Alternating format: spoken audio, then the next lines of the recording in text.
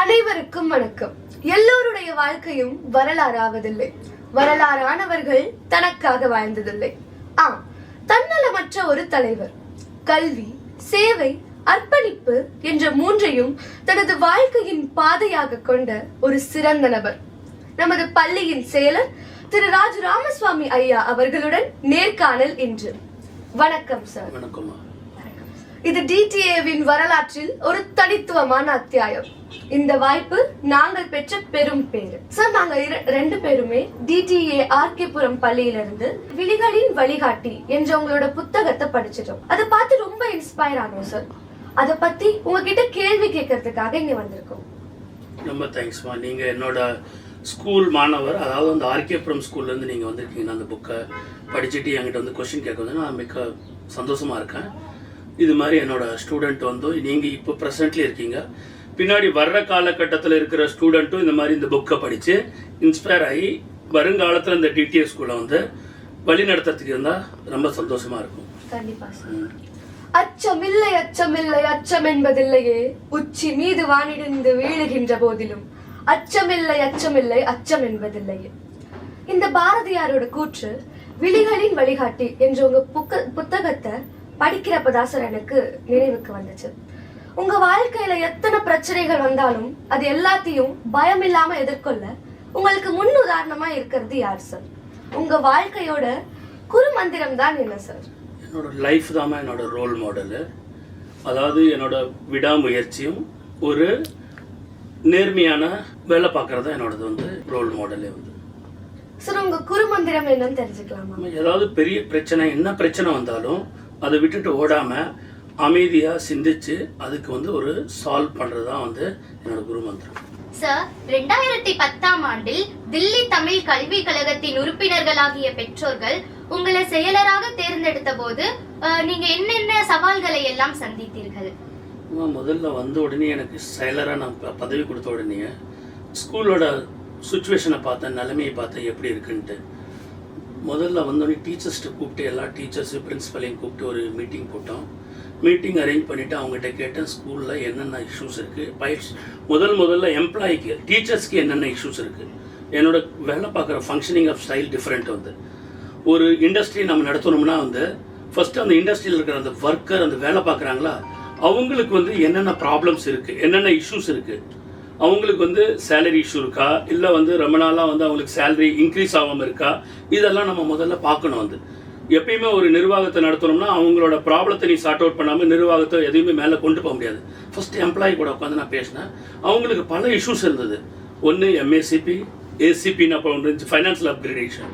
நிறையா டீச்சர்ஸுக்கு ப்ரொமோஷனே இல்லாமல் இருந்தாங்க. வந்து அவர் பற்றாக்குறை டீச்சர்ஸ் இருந்தது. எங்கள் டீச்சர்கிட்ட எங்கள் பிரின்சிபல்கிட்ட ஒரே ஒரு கொஸ்டின் தான் நான் சொன்னேன். வந்து நான் உங்களோட ப்ராப்ளத்தை எல்லாம் வித்தின் 6 மந்த்தில் நான் வந்து இதை சார்ட் அவுட் பண்ணுறேன், உங்களோட ப்ரொமோஷனையும் நான் கொடுக்குறேன், உங்களுக்கு வந்து என்னென்ன குறைகள் இருக்கோ அதெல்லாம் நான் தீர்த்து வைக்கிறேன்.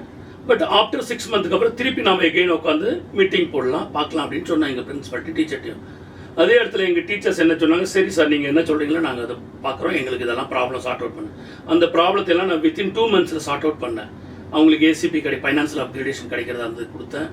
அதுக்கப்புறம் டீச்சர்ஸுக்கு டைமில் சேலரி வர்றதுக்கு நம்மகிட்ட வந்து வந்து நிலைமை நீங்கள் கேட்டில்லாமா. வந்து 2010 வந்து நான் செயலராக வந்ததுக்கப்புறம் என்னென்ன பிரச்சனைகளை நான் ஃபேஸ் பண்ணிட்டு பல பிரச்சனைகளை ஃபேஸ் பண்ணேன். பல பிரச்சனையை நான் வந்து டீட்டெயிலில் வரும்போது 2500 ரூபாய் தான் பேங்க்கில் இருந்தது, வந்து 2500 ஒன்லி. அதை பார்த்துட்டு எனக்கு ஆச்சரியமாயிடுச்சு. இவ்வளோ பெரிய நிர்வாகம், இவ்வளோ பெரிய ஸ்கூலில் வந்து 2500 ரூபா மட்டும்தான் இருக்குது. வந்து அதை நான் பார்த்துட்டு அதுக்கப்புறம் எனக்கு என்ன பண்ணேன், இமீடியட்டாக எனக்கு வந்து 7 ஸ்கூலில் டீச்சர்ஸ்க்கு வந்து 5% கான்ட்ரிபியூஷன் கொடுக்கணும். அதுக்கு நியரை போட்டு எனக்கு கிட்டத்தட்ட ஒரு 15 லட்ச ரூபா வேணும். பிப்ரவரி நாங்கள் 14th எலெக்ஷன் நடந்ததுமா. நாங்கள் வந்து பொறுப்பேற்றது வந்து 28ஆம் தேதி பக்கமாக பிப்ரவரியில் எண்டில் வந்து நாங்கள் பொறுப்பேற்றதுக்கப்புறம் இந்த மாதிரி நிலைமை இருந்தது. அதுக்கு நாங்கள் என்ன பண்ணோம், ஃபைனான்சியலி பொசிஷன் இருக்குது, மோசமாக இருக்கும்போது பேங்க்கில் போய் கேட்டால் ஆல்ரெடி அவங்க வங்கிக்கில் வந்து கடன் வாங்கியிருக்காங்க. வந்து எவ்வளோ வாங்கியிருக்காங்க, 32 லட்ச ரூபா கடன் வாங்கியிருக்காங்க. எதுக்கோசரம், சேலரி கொடுக்கறதுக்கோசரம். அது மட்டும் இல்லாமல் 6 மாதமாக அடாக் டீச்சருக்கு சேலரி கொடுக்கல. 6 மாதமாக எந்தெந்த ஸ்கூலில் டிரான்ஸ்போர்ட் போகுதோ அந்த ஸ்கூலுக்கு வந்து 6 மாதமாக டிரான்ஸ்போர்ட்டுக்கு பேமெண்ட் பண்ணலாம். அவங்க எல்லாமே அவங்க விட்டுட்டு போன உடனே வெண்டர், அதாவது கான்ட்ராக்டர் வேலை பார்த்தாங்களா அந்த ஸ்கூல்ல எல்லாம் வேலை பார்த்தவங்களுக்கு வந்து அந்த பேமெண்ட் அவங்க கொடுக்கல. இவங்க தோற்று போனோடனே எல்லாம் அந்த வெண்டர்ஸ் எல்லாம் எங்கள் டிடிஏக்கு வந்துட்டாங்க பணம் கொடுக்க சொல்லி. அவன் வந்து பணம் கேட்கறதுக்கு வந்துட்டான், டிரான்ஸ்போர்ட்டர் வந்துட்டான், அடாக் டீச்சர் வந்துட்டாங்க, டீச்சர்ஸ் அவங்க கேட்குறாங்க சேலரி, எங்களுக்கு ஒன்றுமே புரியல எப்படி இதை வந்து நான் இதை நிமித்துறது, இந்த ஸ்கூலை எப்படி நான் கொண்டு போகிறது அப்படிங்கிறது. நானே ஒரு சுச்சுவேஷனில் வந்து நான் ஆகிட்டே இது தவறான டைமில் நான் ஒரு சேலராக பொறுப்பு எடுத்துட்டேன் அப்படிங்கிறது எனக்கு ஒரு பயம் இருந்தது வந்து.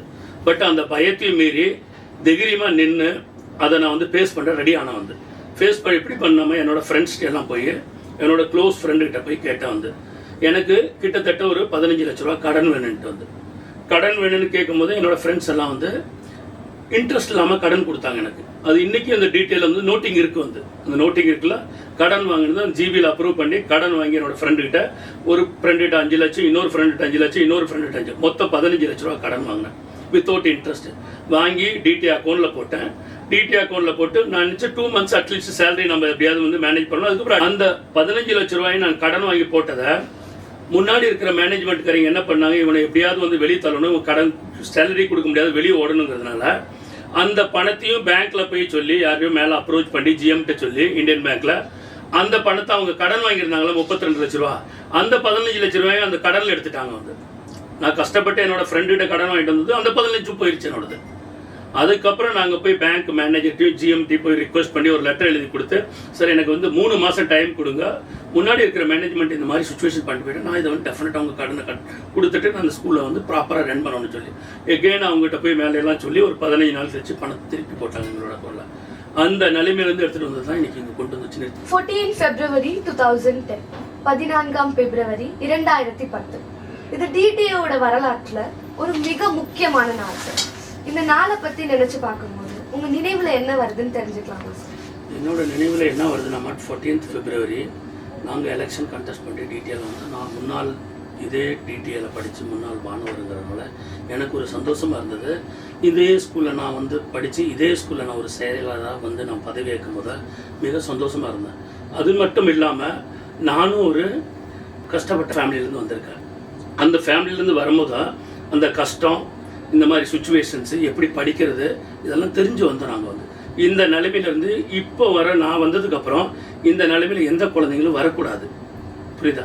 அதை நம்ம மேலே ஏற்றுறதுக்கும் இந்த எஜுகேஷனை டெவலப் பண்ணால் தான் ஒவ்வொரு குடும்பமும், ஏழை குடும்பம் இருக்காங்களா, ஒவ்வொரு குடும்பமும் மேலே வர்றதுக்கு எஜுகேஷன் மட்டும்தான் ஒரே ஒரு இது நம்மகிட்ட வந்து ஒரு அத்தியாரம், வேறு எதுவுமே இல்லை வந்து. இது ஒரு டூல்னு சொல்லுவாங்க. நீங்கள் எஜுகேஷனை வந்து ஒரு டூல் சொல்லலாம் வந்து. இதை வச்சு தான் நம்ம மேலே எப்பயுமே க்ரோத் ஆக முடியும் வந்து. எஜுகேஷன் இல்லைனா எப்பயுமே வாழ்க்கையில் க்ரோத்தே ஆக முடியாது. அதனால எனக்கு அந்த February month 2010 வின் பண்ணது வந்து எனக்கு ஒரே ஒரு தான், எனக்கு தான் வந்து செக்ரட்டரி செயலர் ஆகிட்டுங்கிற எனக்கு சந்தோஷமும் ஒரு பெருமையும் இல்லை. எனக்கு வந்து என்னோட குழந்தைங்களுக்கு கீழே இருக்கிற குழந்தைங்களை நான் எப்படி மேலே கொண்டு வருவோம் அப்படிங்கிறது எனக்கு ஒரு கடவுள் கொடுத்த பாக்கியம் நினைச்சிட்டு இருக்கேன். சார், கடந்த 16 ஆண்டுகளாக நீங்க இந்த பொறுப்பில் நீடித்து வருகிறீர்கள். இந்த பொறுப்பில் நீடிக்க உங்களுக்கு ஊக்கமளிப்பது எது? இந்த பொறுப்பில் நீடிக்கிறதுக்கு வந்து ஒரே ஒரு உதாரணமாக வந்து ஒவ்வொரு தமிழரும், ஒவ்வொரு தமிழ் குழந்தைங்களும், நம்ம எங்காவது கலோனியில் இருக்கிற குழந்தைங்க, ரீசெட்டில்மெண்ட் கலோனி, சிலம்பில் இருக்கிற குழந்தைங்க, அந்த குழந்தைங்க வந்து வளர்ச்சியை பார்க்குறோம். போகும்போது நான் எங்கேயாவது மார்க்கெட் போகிறேன், எங்கேயாவது போகிற வழியில் வந்து அவங்க அம்மா, அவங்க பாட்டி கையெடுத்து கும்பிடுறாங்க நம்மளை. சார், நீங்கள் எங்கள் குழந்தைக்கு அட்மிஷன் கொடுத்தீங்க, இந்த ஸ்கூலை வந்து இன்றைக்கி இவ்வளோ வளர்ச்சிக்கு கொண்டு போயிட்டீங்க. இன்றைக்கி என் குழந்தை வந்து சார் MBBS ஆயிடுச்சு சார், என் குழந்தை வந்து இன்றைக்கி இன்ஜினியரிங் பண்ணுது சார், என் குழந்தைங்க வந்து இன்றைக்கி LLB பண்ணுறாங்க சார், என் குழந்தை இன்றைக்கி இங்கே போயிட்டான்னு சொல்கிறாங்களே வந்து, அந்த அவங்களோட அந்த வாயிலிருந்து அதை கேட்கும்போது எனக்கு இந்த இருக்குல்ல வந்து எனக்கு அவங்களுக்கு ஒரு பெரிய பூஸ்டே கொடுத்த மாதிரி எனக்கு இருக்கு வந்து. அதனால எனக்கு வந்து அந்த 16 ஆண்டுன்னு சொல்கிறீங்களா வந்து எனக்கு இன்னும் 16 நாள் கூட வேலை பார்த்த மாதிரி தெரியல வந்து. கடவுளோட சப்போர்ட் எனக்கு கூட இருக்கு வந்து. அதனால தான் இன்னைக்கு வந்து இவ்வளவு நிலைநிலைச்சிட்டு இருக்கோம். இந்த காலகட்டத்துல பக்கத்து வீட்டுல நடக்கிற பிரச்சனைகளை கூட தெரிஞ்சுக்க நேரம் இல்லாத இந்த அவசர உலகத்துல யாரோ ஒருவர் பெற்றெடுத்த எங்களை மாதிரி மாணவர்களுக்கு நல்ல சூழல்ல தரமான கல்வி கற்கணும் அப்படின்னு ஏன் நினைக்கிறீங்க சார்? முதல்ல வந்து யாரோ பெற்றெடுத்த குழந்தைன்னு சொல்லாது, எல்லா குழந்தையும் நம்ம குழந்தைங்க நம்ம வந்து உலகத்தில் நம்ம எப்பயுமே ஒரு ஹியூமன் பீயிங் எப்படி என்ன நினைக்கணும்னா எல்லா குழந்தைங்களும் நம்மளோட தன்னோட குழந்தைங்க நினைக்கணும், எல்லாத்தையும் நம்மளோடதுன்னு நினச்சிட்டு போகணும் வந்து. ஒன்று இது இந்த ஸ்கூல்லேயே நான் முன்னாள் மாணவராக இருந்திருக்கேன் வந்து. இந்த டீட்டெயிலை நான் படிச்சிருக்கேன், எவ்வளோ கஷ்டப்பட்டிருக்கோம், எப்படியெல்லாம் இருந்திருக்கும்னு எனக்கு தெரியும் வந்து. அதை நம்ம வந்து சரி பண்ணுறதுக்கும், இந்த மாதிரி ஒர்க் பண்ணுறதுக்கும், இந்த மாதிரி எஜுகேஷனை கல்வி தரத்தை வந்து மேலேற்றதுக்கு வந்து இந்த மாதிரி நான் முயற்சி பண்ணிட்டு இருக்கோம். டெல்லி போன்ற ஒரு பெருநகரத்தில் வாழும் குழந்தைகளுக்கு தமிழ் மொழியை கற்பிப்பதில் உள்ள சவால்கள் என்ன? பாட புத்தகங்களை தாண்டி குழந்தைகளுக்கு தமிழ் மொழியின் மீது ஆர்வம் கொள்ள நீங்கள் என்னென்ன மாற்றங்களை எல்லாம் கொண்டு வருவீர்கள் sir? First of all, in the school at Delhi Tamil Education Association, there is linguistic Tamil minority school. இந்த தமிழ் மொழியை வந்து வளர்க்கறதுக்கு நம்ம மொழியை மறக்காமல் இருக்கிறதுக்கு தான் டெல்லியில் வந்து 7 பள்ளிகள் வந்து இங்கே கவர்மெண்ட்டை வந்து இது பண்ணி கொடுத்துருக்காங்க, வந்து இடம் கொடுத்துருக்காங்க. அதுக்கு வந்து முன்னாடி இருக்கிறவங்க வந்து இந்த இடத்த வந்து நம்ம கன்ஸ்ட்ரக்ஷன் பண்ணி இந்த ஸ்கூலை வந்து பண்ணியிருக்கோம். இதில் இப்போ தமிழை வந்து நம்ம மறக்காமல், இப்போ நானும் தமிழ் டெல்லியிலே பிறந்து வளர்ந்துருக்கேன். பட் நாங்கள் தமிழில் பேசுகிறோம், தமிழை மறக்காமல் இருக்கிறோம். நம்ம மொழியை மறக்கக்கூடாது, எப்பயுமே நம்மளோட லாங்குவேஜை மறக்கக்கூடாது அப்படிங்கிறதுக்கு வந்து முன்னாடி இருந்து நடந்துட்டு இருக்கு. இப்போ அதில் நாங்கள் இன்னும் கொஞ்சம் நாங்கள் அதிகமாக பண்ணியிருக்கோம். வந்து இது மாதிரி பற்றிமன்றம் நடக்கிறது, தமிழ் பற்றிமன்றம் நடக்கிறது நம்ம தமிழ் சங்கத்தில் வச்சு பண்ணுறோம், நம்ம டிடிஎல் வச்சு பண்ணுறோம். அது மாதிரி இலக்கிய மன்றமும் நம்ம நிறைய நடத்திட்டு இருக்கோம். நம்ம தமிழில் இங்கே வந்து தமிழை வளர்க்கறதுக்கு என்னென்ன அந்த டிடிஎல்ல பண்ண முடியுமோ அதெல்லாம் பண்ணுறோம். இங்கிலீஷ் ஹிந்தி படிக்கிறது ரொம்ப ஈஸி. பட் நம்ம மொழியை வந்து தமிழ்நாடு விட்டுட்டு டெல்லியில் வந்து அந்த மொழியை மறக்கக்கூடாது. நம்ம வந்து அந்த மொழியில் படிக்கணும். தமிழ்நாடு கவர்மெண்ட்லேருந்து தமிழ் டெக்ஸ்ட் புக்கு வருது நம்ம ஸ்கூலுக்கு. நம்ம குழந்தைங்க வந்து அந்த புக்ஸையும் படித்து தமிழ் மறக்காமல் இருக்கிறதுக்கு, நம்ம மொழி எங்கேயுமே மறக்காமல் இருக்கிறதுக்கு வந்து நம்ம அந்த தமிழை நம்ம ப்ரமோட் பண்ணுறோம். வந்து புத்தகங்களை படிக்கிறது மட்டும் இல்லாமல் அது பல போட்டிகளும் நம்ம வைக்கிறோம். வந்து பல போட்டிகள் என்ன பண்ணுறோம், நம்ம வந்து பாரதியார் காம்படிஷன், திருவள்ளுவர் காம்படிஷன், இது மாதிரி வந்து நம்ம இப்போ நீங்கள் நீயே பார்த்தமா, நீ இப்போ கொஞ்ச நாளைக்கு முன்னாடி நீ வந்து போய் கவர்னர்கிட்ட போய் அவார்டு வாங்கிட்டு வந்த. அவார்டு நீ வாங்க போனதுமா அவார்டு என்ன, எதனால அவார்டு கொடுத்தாங்க உனக்கு? பாரதியார் கட்டுரை போட்டியில நல்ல கட்டுரை எழுதி 2ஆம் பரிசு வாங்கினதுக்காக. 2ஆம் பரிசு வாங்க போனீங்களா? அதுவும் நாங்கள் தான் தமிழ்நாடு கவர்மெண்ட் கூட, கவர்னர் சார் கூட வந்து இதெல்லாம் டைப் பண்ணி இதையெல்லாம் நாங்கள் எங்கள் குழந்தைங்களுக்கு வந்து ஊக்குவிக்கிறதுக்கோசரம் இந்த மாதிரி இதெல்லாம் நாங்கள் வந்து ஒவ்வொன்றும் நாங்கள் செய்துட்டு இருக்கோம். எங்கள் மேனேஜ்மெண்ட். இந்தியாவின் தலைநகரான டெல்லியில் 100 ஆண்டு கடந்தும் சிறப்பாய் செயல்பட்டு வரும் பல சாதனைகளை செய்து வரும் பள்ளி டிடிஏ பள்ளியின் 100 ஆண்டு விழா உங்கள் தலைமையில் நடந்தது என்பது அனைவரும் அறிந்ததே சார். இந்த இறைவனின் ஆசீர்வாதத்தை நீங்க எப்படி உணர்றீங்க சார்? நான் இது வந்து கடவுள் கொடுத்த பாக்கியம், கடவுள் கொடுத்த பிளஸ்ஸிங்ல தான் இன்னைக்கு வந்து நான் 100ஆண்டு விழா கொண்டாடுறதுக்கு என்ன கடவுள் இந்த டிடிஎல் அனுப்பியிருக்காரு. வந்து 1923 எஸ்டாப்ளிஷ் ஆன ஒரு மாணவர் ஒரு டீச்சரை வச்சு சிம்லாவில் வந்து ஆரம்பிச்சிருக்காங்க. இன்னைக்கு நாங்கள் டெல்லியில் வந்து 100ஆண்டு விழா கொண்டாடணும். ஒரு நம்ம கிராண்ட் லெவலில் செலிப்ரேஷன் பண்ணோம். எனக்கு ரியலாகவே வந்து கடவுளுக்கு நான் தேங்க்ஸ் சொல்லணும் வந்து எனக்கு இந்த பாக்கியத்தை கொடுத்ததுக்கு. ஒரு பள்ளி முதல்வர் மற்றும் துணை முதல்வர் தொடக்க பள்ளி மாணவர்களின் நலனில் அக்கறை காட்டுவது ஏன் அவசியம் என்று நீங்கள் நினைக்கிறீர்கள்? அதாவது பிரைமரிங்கிறது வந்து ஒரு பேசிக். அதாவது வந்து நம்ம ஒரு வீடு கன்ஸ்ட்ரக்ஷன் பண்ணாலும், ஒரு பில்டிங்கை கன்ஸ்ட்ரக்ஷன் பண்ணாலும் அத்திவாரம் ஸ்ட்ராங்காக இருக்கணும். எப்பயுமே ஒரு அத்திவாரம் ஸ்ட்ராங்காக இல்லைன்னா நீ எவ்வளோ மேலே வந்து ஸ்ட்ராங்காக கன்ஸ்ட்ரக்ஷன் பண்ணாலும், எவ்வளோ நீ டெக்கரேஷன் பண்ணாலும் அது எல்லாமே வேஸ்ட் ஆகிடும். அதனால பேசிக் என்னோட குழந்தைங்களுக்கு வந்து பிரைமரியில், அதாவது 1ஆம் கிளாஸ் டு 5ஆம் கிளாஸ் மட்டும் அந்த குழந்தைங்களுக்கு எழுத தெரியாத, படிக்க தெரியாமல், அங்கே கவனிப்பு இல்லாமல் வந்து மேலே அந்த குழந்தைங்க அப்படியே போயிட்டு இருந்தாங்களா, எப்படி அந்த குழந்தைங்க வந்து 6th 7th போய் மேலே படிக்க முடியும்? படிக்க முடியாது. அதை நாங்கள் நிறையா முறை பார்த்தோம் எங்கள் மேனேஜ்மெண்ட்டு. நானும் பர்சனலாகவே போய் பார்த்தேன். பட் என்னோட பிரின்சிபல்ஸ், முன்னால் இருக்கிற பிரின்சிபல்ஸ் என்ன பண்ணுவாங்கன்னா, அவங்க 6th to 12th மட்டும் ரவுண்டில் போவாங்க, பார்ப்பாங்க, எல்லாம் கவனிப்பாங்க. பிரைமரி பக்கம் வந்து போகவே மாட்டாங்க எங்கள் பிரின்சிபல்ஸ். மோஸ்ட்லி பிரைமரி டீச்சர்ஸ் தான் பார்ப்பாங்க. நாங்கள் ஒரு பிரைமரி இன்சார்ஜ் இருப்பாங்க, பிரைமரி டீச்சர்ஸ் பார்ப்பாங்க. அது மாதிரி பல பிரச்சனைகளை நாங்கள் ஃபேஸ் பண்ணியிருக்கோமா 2-3 years அதை ஃபேஸ் பண்ணி பார்த்தா அந்த குழந்தைங்க வந்து பிரைமரியிலேருந்து ரீட் அண்ட் ரைட் தெரியாமல் 6th குழந்தைங்க 6th கிளாஸ் வந்துடுவாங்க. பாவம். அந்த 6th கிளாஸில் வந்து அந்த குழந்தைங்களுக்கு வந்து 6th கிளாஸ் டீச்சர் வந்து என்ன, அந்த டீச்சர் வந்து அந்த குழந்தைங்களுக்கு பேசிக் கற்றுக் கொடுக்க முடியுமா? அவங்களோட போர்ஷனை முடிக்கணும். பேசிக் கற்றுக் கொடுக்குறது யாரு? எங்களோட பிரைமரி டீச்சர்ஸ். அவங்க தான் அதை பண்ணணும். அதுக்கப்புறம் அந்த பிரின்சிபல்ஸ்க்கெல்லாம் நாங்கள் இது மாதிரிலாம் பேசி சொல்லி, நீங்கள் இதெல்லாம் பிரைமரியை ஃபஸ்ட்டு ஃபோக்கஸ் பண்ணுங்கள், பிரைமரியில் இருந்தால் நம்ம குழந்தைய வளர்த்து மேலே விடணும் அப்படின்னு சொல்லி நாங்கள் பிரைமரியை வந்து பார்க்கறதுக்கு ஒரு மோட்டிவேஷன் பண்ணி எங்கள் பிரின்சிபல்கிட்ட ரிக்வஸ்ட் பண்ணி இந்த மாதிரி லெவலில் கொண்டு வந்திருக்கோம். மாணவர்களின் திறமை என்ற ஒரு சிறிய விதையை வெற்றியா மாற்ற டிடிஏயோட கட்டமைப்பு, அதாவது பேட்மிண்டன் கோர்ட்டுகள், ஃபுட்பால் கோர்ட்டுகள், அது மட்டும் இல்லாமல் கலை நிகழ்ச்சிகள், பலவித போட்டிகள், எஜுகேஷனல் ட்ரிப்ஸ், இப்படி நிறைய கொண்டு வந்திருக்கீங்க சார். இன்னும் மாணவர்களின் திறமையை முழுமையா வளர்க்க எதிர்காலத்தில் ஏதாவது திட்டம் இருக்கா சார்? ஃபர்ஸ்ட் கொஸ்டின், நீ வந்து ஸ்போர்ட்ஸை பற்றி நிறையா ப்ரொமோட் பண்ணி இதெல்லாம் கொண்டு வந்திருக்கான்னு சொல்லி, நீ இப்போ எந்த ஸ்கூலில் நீ மாணவியாக இருக்கியாம்மா? வந்து ஆர்கேபுரம் ஸ்கூலில். அதே ஸ்கூலில் நீ இப்போ பார்த்தீங்கன்னா ஸ்போர்ட்ஸ்க்கு நாங்கள் இன்னும் ஒரு பெரிய லெவலில் 1 crore மேலே நாங்கள் செலவு பண்ணி அந்த ஸ்கூலில் வந்து இப்போது பிக்கல் பால், வாலிபால், ஃபுட்பாலு, பாஸ்கெட் பாலு எல்லாமே முன்னே கிரிக்கெட் இருந்ததெல்லாம் எடுத்துகிட்டு இந்த மாதிரி கொண்டு வரோம். பட்டு நம்ம குழந்தைங்களை வந்து இதே கேம்ஸை வந்து நம்ம போய் வெளியே மார்க்கெட்லேயோ இல்லை வெளியே ஸ்போர்ட்ஸ் நம்ம குழந்தைங்களுக்கு கற்றுக் கொடுக்கணும் போனோமா வந்து இதெல்லாம் ஹியூஜ் லெவலில் அமௌண்ட்டு கேட்பாங்க. வந்து 5,000, 3,000, 4,000 கேட்பாங்க.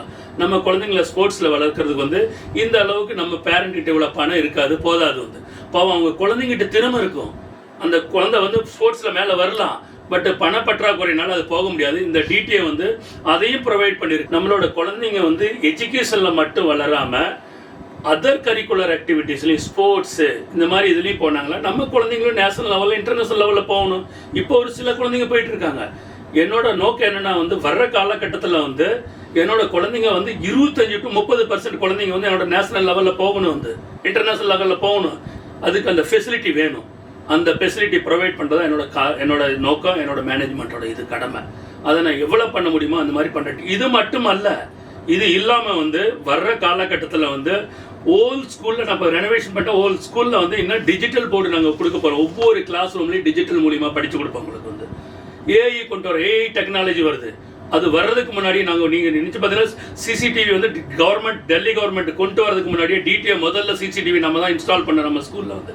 அதே மாதிரி ஏஐ இப்போ தான் வருது. வந்து ஏஐக்கு என்ன பண்ணணுங்கிறது வந்து வர்ற காலகட்டத்தில் என்ன இதுக்கு நம்மளுக்கு டெக்னாலஜி என்னோட குழந்தைங்களுக்கு என்ன தேவையோ அதுக்கு டிடிஏ முன்னாடியே யோசிச்சிருச்சு. அதுக்கு வந்து ஒர்க் அவுட் பண்ணிட்டு இருக்கோம்.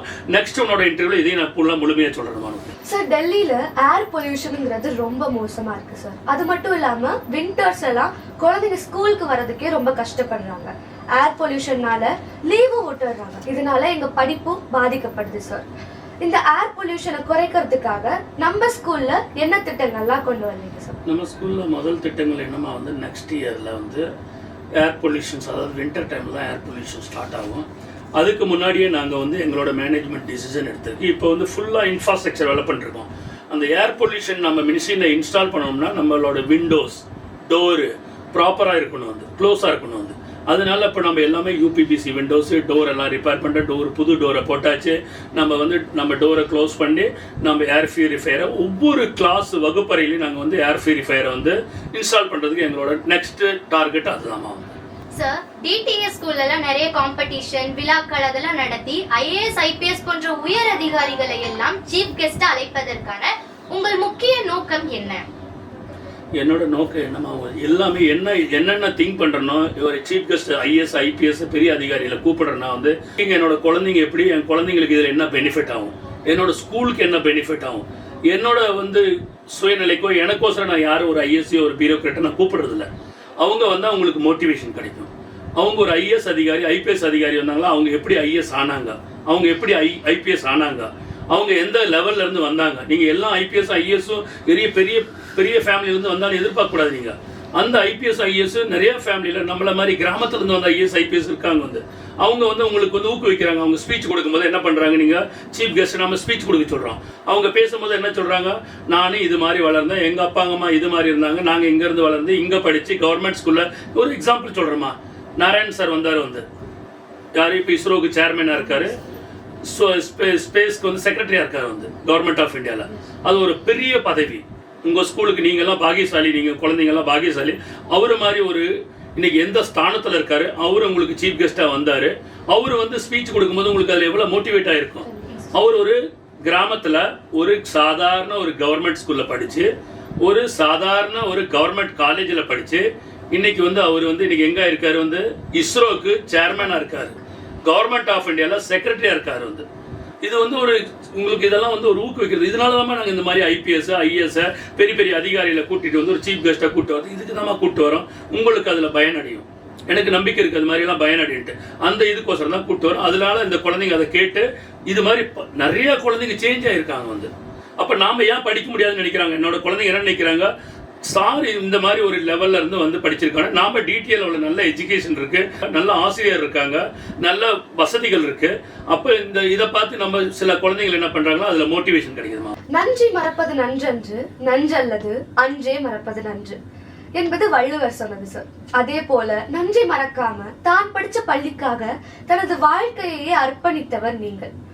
இதே டிடிஏ பள்ளியில படிச்சு வரும் என்ன போன்ற மாணவர்களுக்கு நீங்கள் தர விரும்பும் ஊக்க வார்த்தைகள் என்னவா இருக்கும் சார்? என்ன மாதிரி நீங்களும் இந்த டிடிஏக்கு வந்து வர்ற காலகட்டத்தில் வந்து சேவை பண்ணணும். இருக்கிற நீங்களும் பெரிய ஆளுங்களாகிட்டு பெரிய வசதி ஆனதுக்கப்புறம் இந்த டிடிஏ வந்து நீ படிக்கிற ஸ்கூல் பள்ளிகளில் வந்து நீங்களும் வந்து ஒரு தரத்தை மேலாக்க ஏற்றுறதுக்கும் நீங்கள் இந்த ஸ்கூலில் வந்து ஒரு நம்பிக்கை வச்சுருக்கணும். இந்த ஸ்கூல் நம்ம டிடிஏங்கிறது வந்து நம்ம லைஃப்பில் நம்ம இந்த டிடிஏ கொடுத்தது வந்து எப்பயுமே லைஃப்பில் மறக்காமல் இருக்கணும். என்ன மாதிரி சேவை பண்ணுறதுக்கு நீங்களும் ஏதாவது ட்ரை பண்ணணுமா? கண்டிப்பாக பண்ணுவோம் சார். சார், நீங்க செயலராக பதவியேற்ற போது பல பள்ளிகளில் நூலகங்கள் செயல்பாட்டில் இல்லாமல் இருந்த சூழலை நீங்கள் எப்படி மாற்றினீர்கள்? நூலகங்களை டிஜிட்டல் நூலகங்களாக மாற்ற வேண்டும் என்ற எண்ணம் உங்களுக்கு எவ்வாறு தோன்றியது? ஆர்கேபுரம் ஸ்கூல்ல படிக்கிறீங்களா பேட்டா? அந்த ஸ்கூல்லயே வந்து நூலகம் இல்லை, லைப்ரரி இல்லை, டீச்சரும் இல்லை. எனக்கு ஆச்சரியமாயிடுச்சு அந்த ஸ்கூல்ல. என்னோட பையன் அதே ஸ்கூல்ல தான், ஆர்கேபுரம் ஸ்கூல்ல தான் படித்தாங்க. பட் அங்கே பார்த்தா லைப்ரரியே இல்லை. நான் தான் அது சாக்கடை. ஒரு ஸ்கூலில் வந்து ஒரு லைப்ரரி இல்லாமல் ஸ்கூலு, லைப்ரரி டீச்சர் இல்லாமல் ஸ்கூல் நடக்கிறது வந்து இமீடியட்டாக நாங்கள் என்ன பண்ணோம், ஒரு டீச்சர் அங்கே வந்து அப்பாயிண்ட் பண்ணி லைப்ரரியனை கொண்டு வந்தோம். அதுக்கப்புறம் ஒரு லைப்ரரிக்கு ஒரு கிளாஸ் ரூமை ஒரு இது வெக்கேட் பண்ணி லைப்ரரி உருவாக்கணும். அந்த டைமில் எங்கிட்ட ஃபைனான்சியலி பொசிஷன் ரொம்ப மோசமாக இருக்கிறதுனால அதை டிஜிட்டல் ஆக்க முடியல. அனதர் 2 இயர்ஸ்லேயே நாங்கள் வந்து அந்த லைப்ரரியை வந்து டிஜிட்டல் லைப்ரரியாகவும் நான் உருவாக்கினேன். வந்து ஆர்கேபுரம் மட்டும் அல்ல, 7 பள்ளிகளிலும் வந்து எல்லாம் டிஜிட்டல் லைப்ரரியாக நான் உருவாக்கியிருக்கேன். டிஜிட்டல் லைப்ரரி மட்டும் அல்ல, கம்ப்யூட்டர் லேபும் எல்லாம் டிஜிட்டலாக. கம்ப்யூட்டர் லேபும் பார்த்தீங்கன்னா எல்லாம் ஹைடெக்காக இருக்குது நம்ம ஸ்கூலில் வந்து. இப்போ நீங்கள் ஒரு எக்ஸாம்பிள்மா வந்து நீங்கள் படிக்கிற பள்ளியிலேயே வந்து இப்போ லைப்ரரி நீங்கள் என்கிட்ட கொஸ்டின் கேட்கலாம், உங்கள் பள்ளியில் எப்படிமா இருக்குது அந்த லைப்ரரி? இப்போ நிறைய வசதியில வந்துட்டு சூப்பரா இருக்கு, டிஜிட்டலைஸ்டா இருக்குது. நாங்க அங்க உட்கார்ந்து படிக்கும் போது எல்லாம் அமைதி அழகா இருக்கும். இப்போ உங்க கண் முன்னாடியே அதை பாக்குறீங்களாமா வந்து? சார், எனக்கு வந்து இந்த ஸ்கூலுக்கு வந்ததுக்கு அப்புறம் தான் படிக்கணும் அப்படின்ற அந்த ரீடிங் ஹேபிட்டே வந்துச்சு சார். நம்ம ஸ்கூல்ல இருக்க லைப்ரரி மூலம் அங்கே நிறைய புக்ஸ் வந்து எக்ஸ்ப்ளோர் பண்ண எனக்கு ஆப்ஷன்ஸ் கிடைச்சிச்சு. நம்ம ஸ்கூலோட லைப்ரரி என்னோட வளர்ச்சியில ரொம்ப முக்கியமான. Very good. இது ஒரு சின்ன இது வந்து ஆக்சுவலா லைப்ரரியில முன்னாடி என்னன்னா, என்னோட குழந்தைங்களுக்கு லைப்ரரிங்கிறது வந்து புக்ஸ் வந்து சும்மா புக்ஸ் எந்த புக்னாலும் வாங்கி போட்டா போதாது. வந்து அந்த குழந்தைங்களுக்கு அதுல படிக்கிறதுக்கு வந்து இன்ட்ரெஸ்ட் வரணும். வந்து அந்த மாதிரி புக்ஸ் வாங்கணும். நாங்க அந்த குழந்தைங்கிட்டே வந்து ஒப்பீனியன் கேட்டோம். வந்து எல்லா குழந்தைங்கிட்டையும் ஒப்பீனியன் கேட்டோம். உங்களுக்கு எந்த மாதிரி புக்ஸ் வாங்கி போட்டாமா எந்த குழந்தைங்களுக்கும் உங்களுக்கு படிக்கிறதுக்கு ஆர்வமாக இருக்கும் ஒன்று. அது மட்டும் இல்லாமல் உங்களுக்கு வந்து வர்ற காலகட்டத்தில் வந்து பின்னாடி ஃபியூச்சரில் போய் ஜாப்ல எங்காவது போகணும், எங்காவது போகணும், அந்த மாதிரி புக்ஸும் நாங்கள் நிறைய வாங்கி போட்டிருக்கோம். வந்து வாய்ப்புகளுக்காக காத்திருக்காது, வாய்ப்புகளை நீயே உருவாக்கிக்கொள். இது நீங்க அடிக்கடி சொல்றது தான் சார். இது நாங்க எங்க வாழ்க்கையில எப்படி நடைமுறைக்கு கொண்டு வரணும்னு நினைக்கிறேன். பாருமா, நீ இப்போ கேட்டில அந்த கொஸ்டினுக்கு ஆன்சர் உங்ககிட்டயே இருக்குமா? வந்து நீ என் முன்னாடியே இருக்க ஆன்சர். இப்போ பாரு, நீ வந்து இப்போ என்கிட்ட வந்து நீ ஒரு இன்டர்வியூல வந்து கேட்குற ஒரு மாணவி, ஒரு சின்ன பொண்ணு என்னோட புக்கை படிச்சுட்டு நீ வந்து என்கிட்ட இன்டர்வியூ உட்காரு. இதே ஒரு வாய்ப்பு தானம்மா. வந்து இது மாதிரி எந்த லைஃப்ல உன்னோட லைஃப்ல வந்து எது மாதிரி வாய்ப்பு கிடைச்சாலும், எனக்கு ஒரு வாய்ப்பு வந்து கடவுள் கொடுத்தா வந்து செக்ரட்டரியா செயலரா ஒர்க் பண்ண சொல்லி அந்த வாய்ப்பை நான் வந்து நேர்மையா நான் ஒர்க் பண்ணிட்டு இருக்கேன். அதே மாதிரி கடவுள் உங்களுக்கு ஏதோ ஒரு வாய்ப்பு கொடுத்தாலும் அந்த வாய்ப்பை வந்து நேர்மையா வந்து அதை ஃபேஸ் பண்ணணும். உங்களால எங்களுக்கு ஒரு பெரிய வாய்ப்பு கிடைச்சிச்சு சார். இந்த 12 days எஜுகேஷனல் ட்ரிப் நாங்க 2 வருஷமா இஸ்ரோவுக்கு போயிட்டு வந்துட்டு இருக்கோம். அங்க நடக்கிற சயின்டிபிக் ரோபோட்டிக்ஸையும் அங்க இருக்கிற சேட்டலைட்ஸ் எல்லாம் நேர்ல பாக்கிறதுக்கே எங்களுக்கு ஒரு பெரிய வாய்ப்பு கிடைச்சிச்சு. அந்த வாய்ப்பை தந்ததுக்கு ரொம்ப நன்றி சார். அந்த வாய்ப்பு கொடுக்குறோம் நாங்க as a management, as a secretary நான் கொடுக்குற வாய்ப்பை. பட் உங்களை கூட்டிட்டு போன டீச்சர்ஸ் இருக்காங்களா, அதுதாம்மா வந்து ஒரு ஸ்லீப்பர் கிளாஸ்ல ட்ரெயின்ல இவ்வளோ நம்ம ஒரு அப்பா அம்மா ஃபேமிலி வந்து குழந்தைங்க 2 குழந்தைங்களை கூட்டிகிட்டு போயிட்டு ஊருக்கு போயிட்டு வர்றதே வந்து பெரிய கஷ்டமான நிலைமை. இடையில குழந்தைங்க எங்காவது இறங்கிடுவாங்களா, இல்லை வந்து யாராவது கிட்னாப் பண்ணிடுவாங்களா, இல்லை நீங்கள் பொன் குழந்தைங்க போகிறாங்க எப்படி சேஃப்டியாக போக முடியுங்கிறது. இது வந்து இது வந்து எனக்கு சேராதுமா. வந்து ஆக்சுவலாக இது வந்து எல்லா கிரெடிட்டும் எல்லா இதுவும் வந்து உங்களோட ஆசிரியர் யாரு கூட்டிகிட்டு போனாங்களோ முன்னெடுத்து அவங்களுக்கு தான் இந்த கிரெடிட் போய் சேரும். சார், டிடிஏ பள்ளியிலேயே ஒரு ஆடிட்டோரியமை உருவாக்க வேண்டும், அந்த ஐடியா உங்களுக்கு எப்படி சார் வந்துச்சு? ஆமா, எனக்கு வந்து ஐடியா என்ன எப்படி வந்ததுன்னா, நம்ம பல முறை நான் வந்து என்ன பார்த்துருக்கேன்னா வந்து தமிழ் சங்கம், ஆந்திரா சொல்யூஷன், நம்மளோட எவ்வளோ நிகழ்ச்சிகள் ஆனுவல் டே ஏதாவது work shop teachers work shop பண்ணணும்னா நாங்கள் போய் தேடுறோம், ஒவ்வொரு ஆடிட்டோரியம் போய் தேடிட்டு இருக்கோம். அப்போ வந்து அங்கே அவைலபிலிட்டி இருக்காது ஒன்று. செகண்ட்லி அங்கே போட்டால் 50,000 40,000 நம்மகிட்ட ரெண்ட் கேட்குறாங்க, 3 ஹவர்ஸ்க்கு ரெண்ட் கேட்குறாங்க. வந்து அப்போ எனக்கு திங்க் பண்ண நான் வந்து ஏன் நம்ம ஸ்கூலில் 7 பள்ளிகள் இருக்குது, நம்ம 7 ஸ்கூலில் நாம் ஒரு இடத்துல ஏன் ஆடிட்டோரியம் கட்டக்கூடாது, ஏன் குழந்தைங்களுக்கு வந்து நம்ம ஒரு வருஷத்துல ஒரு முறை 2 முறைக்கு போய் கேட்கறதுக்கே இவ்வளவு கஷ்டமா இருக்கு. எனக்கு என்னோட குழந்தைங்களுக்கு கண்டினியூஸ்ல ரெகுலரா வந்து நம்ம வந்து ஏதாவது ஒரு நிகழ்ச்சிகள் நடத்தணும். 7 பள்ளிகள் இருக்கு, ஏதாவது ஒரு நிகழ்ச்சிகள் நடத்தணும். நம்மளோட ஆடிட்டோரியம் இருந்தா நம்ம எப்பனாலும் டே நைட் எப்பனாலும் நம்மளோட ஆடிட்டோரியம் யூஸ் பண்ணலாம். வந்து அந்த திங்கிங் வந்ததுதாம நம்ம ஒரு அலுமினி நம்ம முன்னாடி இருந்த ஒரு டீச்சர் ஆசிரியரை நாங்க ரிக்வஸ்ட் பண்ணோம். சாந்தா டீச்சருங்கிறது டிஜிடி மேத்ஸ் டீச்சரா லோதி ஸ்டேட்ல இருந்தாங்கம்மா. வந்து அவங்க ஒரு டைம் வரும்போது எங்கிட்ட கேட்டாங்க வந்து, சார் நான் இப்போ இந்த ஸ்கூல்ல வந்து நான் டீச்சரா ரிட்டையர் ஆனேன், எனக்கு இந்த ஸ்கூல்ல என்னோட மாணவர்கிட்ட இருந்து நான் வந்து கேட்கணும் சார். நிறைய பல இடத்துல வந்து வெளியில ஃபாரின் கண்ட்ரிலாம் இருக்காங்க, நான் ஏதாவது செய்யணும்னு நினைக்கிறேன் சார் அப்படின்னு சொன்னாங்க. அப்போ எனக்கு ஒரு மனசுல பட்டது, மேடம் நான் வந்து ஒரு ஆடிட்டோரியம் கட்டலாம்னு நினைக்கிறேன், பட் நீங்க எனக்கு ஹெல்ப் பண்ணா ஒரு எம்பி தேட்டர் நம்ம கன்ஸ்ட்ரக்ஷன் பண்ணலாம், என்னோட குழந்தைங்களுக்கு ரொம்ப உபயோகமா இருக்கு மேடம் அப்படின்னு கேட்டேன். எனக்கு இவ்வளோ ஃபண்டெல்லாம் என்னோட கலெக்ஷன் பண்ண முடியாது சார், நான் ஒரு லிமிட்டட் ஃபண்டு கலெக்ஷன் பண்ணுறேன். மேடம் டிக்கெட்டை எவ்வளோ பண்ண முடியும், நான் ஒரு 1 crore பக்கமாக கலெக்ட் பண்ணி கொடுக்குறேன் சார். நான் சொன்ன மாதிரி நீங்கள் கலெக்ட் பண்ணி எங்களுக்கு கொடுக்க வேண்டாம், வெண்டருக்கே கொடுங்க. இப்போ மேடமே உட்கார வச்சு நாங்கள்லாம் கலெக்ட் பண்ணி அவங்களும் கொஞ்சம் நாங்களும் சேர்ந்து அந்த சாந்தா கலையரங்கம் உருவாக்குறதுக்கு வந்து அவங்க வந்து ஒரு ஒத்துழைப்பாக இருந்தாங்க மேடம். ஃபேமிலி, ஆஃபீஸ், அது மட்டும் இல்லாமல் நாங்கள் நிறைய தடவை பார்த்துருக்கோம் சார். எங்கள் ஸ்கூலுக்கே ரவுண்ட்ஸில் வரீங்க, எங்கள் கிளாஸஸில் வந்து நேராகவே எங்கள் கூட இன்ட்ராக்ட் பண்ணுறீங்க, நிறையா ப்ரோக்ராம்ஸ்க்கு வரீங்க. இதெல்லாம் தாண்டி எப்படி உங்களால் கான்ஸ்டண்ட்டாக இதில் கான்சென்ட்ரேட் பண்ண முடியுது சார்? அம்மா இதில் வந்து நம்ம வேலை பார்க்கணுன்னு வந்திருக்கோம். வந்து ஒரு பதவி நம்மளுக்கு செக்ரட்டரி பதவி கொடுத்துருக்காங்க, செயலர் பதவி கொடுத்துருக்காங்கன்னா அந்த பதவி வாங்கிட்டு உட்காந்துட்டு நம்ம பெருமைக்கு சுற்றுறதுக்கு அல்ல, ஒர்க் பண்ண தான் வந்திருக்கோம், வேலை செய்கிறோம். வந்து உங்களோட மோட்டிவேஷன், என்னோட குழந்தைங்க படிக்கிறது, என் குழந்தைங்க வந்து க்ரோத் ஆகுறது, என் குழந்தைங்க வந்து நிறையா, நான் வந்ததுக்கப்புறம் நிறையா குழந்தைங்க நல்ல நல்ல லெவலில் போகிறாங்க. வந்து அவங்களோட பிளஸ்ஸிங்கு, அவங்களோட ஆசீர்வாதத்தில் தான் வந்து எனக்கு மோட்டிவேஷன் கிடைக்கிறது, எனக்கு ஊக்குவிக்கிறது. இதை வச்சு தான் நான் கண்டினியூஸாக ஒர்க் பண்ணுறேன். சின்ன பையனாக இருக்கும் போதுலேருந்து எனக்கு ஆக்டிவாக இருக்கிறது தான் எனக்கு பழக்கங்கள்.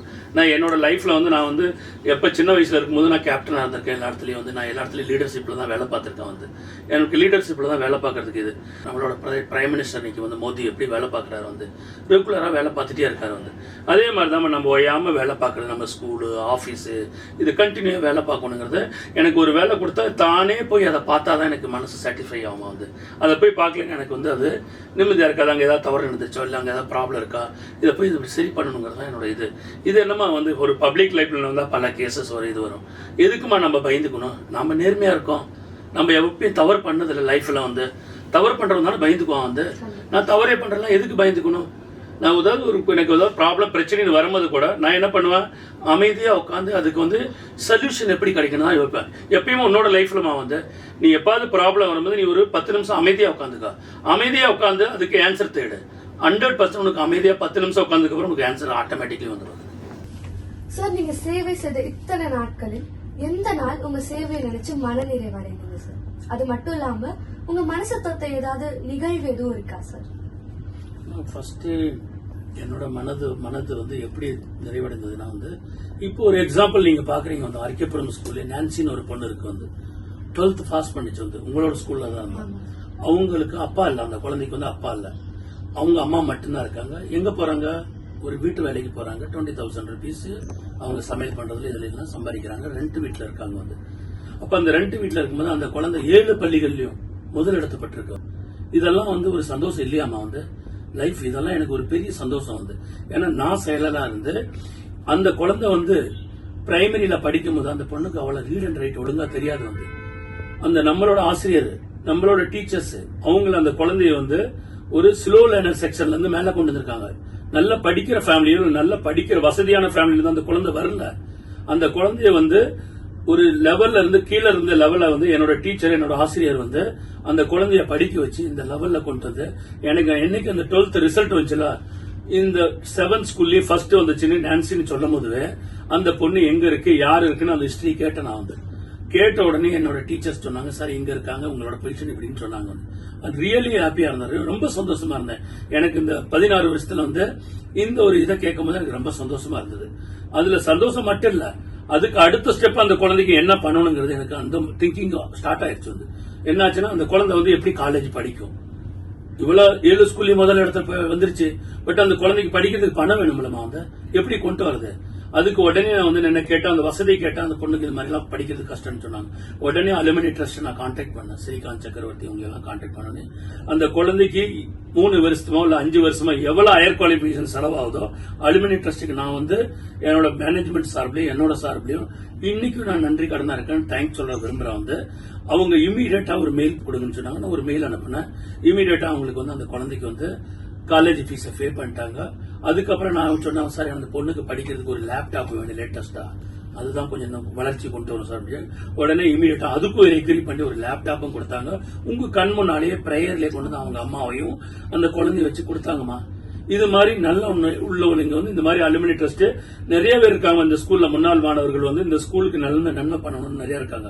எனக்கு உங்க கூட ஒரு ரிக்வஸ்ட் தான், வந்து நீங்களும் இது மாதிரி மேல வந்தமா இந்த மாதிரி வந்து அலுமினி ட்ரஸ்ட் என்ன பண்றாங்களோ அது மாதிரி இந்த மாதிரி குழந்தைங்க படிச்சு வர குழந்தைங்களுக்கு நீங்களும் பெரிய லெவல்ல போய் நல்ல வசதியானதுக்கு அப்புறம் இந்த குழந்தைங்க இந்த ஸ்கூலை மறக்காம இந்த குழந்தைங்களை மறக்காம நீங்களும் ஏதாவது நல்லது பண்ணா நல்லதுன்னு நினைக்கிறேன். சரி, இந்த February 14 வந்தா உங்களுக்கு 16 வருடம் சேவை முடிஞ்சு 17வது வருடத்துல அடி எடுத்து வைக்கிறீங்க சார். இந்த 16 வருட சேவையில உங்களுக்கு துணையா இருந்த யார் யாருக்கெல்லாம் நன்றி சொல்லணும்னு நினைக்கிறீங்க சார்? எனக்கு துணையா இருந்தது என்னோட மேனேஜ்மெண்ட்ல என் கூட தோளா இருக்கிற என்னோட மெம்பர்ஸ்க்கு, joint secretary, GB member, president, vice president, இவங்களுக்கு முதல்ல என்னோட நன்றி.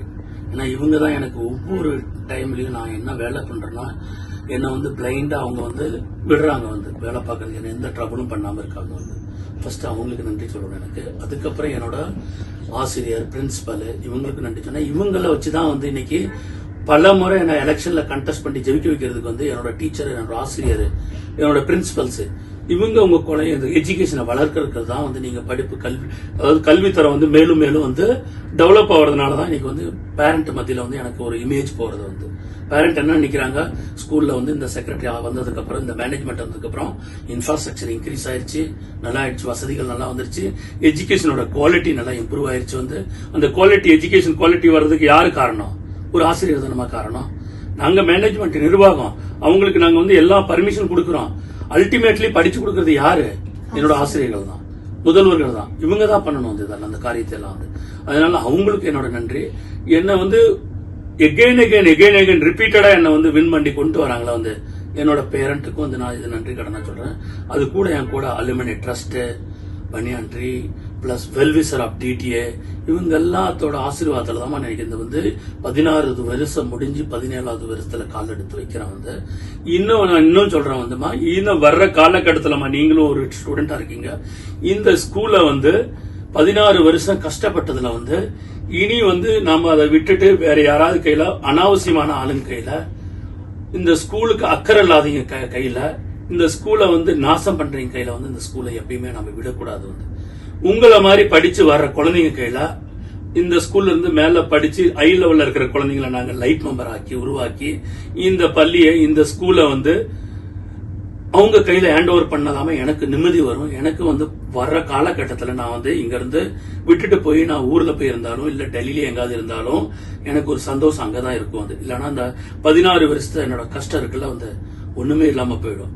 எனக்கு இதுதான் வந்து என்னோட நெக்ஸ்ட் திங்கிங். என்னோட இதுதான் வந்து இந்த பள்ளியை வந்து இந்த ஸ்கூல்ல வந்து நல்ல ஒரு மாணவர் கையில, நல்ல ஒரு ஸ்டூடெண்ட் கூட, தமிழ் ஸ்டூடெண்ட் கூட இது கொடுக்கணும். எனக்கு வந்து உங்களோட பிஸி ஸ்கெடியூல்லையும் எங்களுக்காக நேரம் ஒதுக்கி நாங்க கேட்ட எல்லா கொஸ்டின்ஸ்க்கும் ரொம்ப பொறுமையா ஆன்சர் பண்ணி இங்க இருக்கிற ஒவ்வொருத்தருக்குமே உங்களோட ஊக்க வார்த்தைகளை கொடுத்ததுக்கு ரொம்ப நன்றி சார். இதுல இருந்து நான் நிறைய கத்துக்கிட்டேன். வாழ்க்கையில எப்படி வாழணும், எப்படி தைரியமா இருக்கணும், நம்மளோட கோல்ஸ் எல்லாம் எப்படி அச்சீவ் பண்ணணும் அப்படிங்கறதுக்கு இது ஒரு ரொம்ப பெரிய வாய்ப்பா இருந்துச்சு சார். ரொம்ப நன்றி சார். உங்க கனவை நாங்க நிஜமா நிறைவேற்றுவோம் சார். நாங்களும் உங்களை மாதிரியே நாங்க படிச்ச இந்த பள்ளிக்காக வளர்ந்து நல்ல பெருமை சேர்ப்போம். அது மட்டும் இல்லாம அலுமினி ட்ரஸ்ட் அப்படிங்கிற ஒரு இதுக்கு ஸ்கூல் இன்னும் டெவலப் பண்றதுக்கு ஒரு காரணமா இருப்போம் சார். என்னோட பள்ளியில படிச்ச மாணவர்கள் வந்து என்கிட்டயே வந்து செயலர்கிட்டயே வந்து ஒரு இன்டர்வியூ எடுக்கிறது வந்து எனக்கு இதோட பெருமை என்னமா இருக்கும் போது என்னோட லைஃப்ல வந்து நான் இவ்வளவு என்னோட குழந்தைங்க வந்து நான் இங்க என்கிட்ட நீங்க இன்டர்வியூ எடுத்திருக்கீங்க வந்து நான் எதிர்பார்க்கிறேன் வந்து நீங்க வர்ற காலகட்டத்துல வந்து ஒரு பெரிய மீடியால போவேன்னு ஒரு நம்பிக்கை இருக்குமா. நன்றி.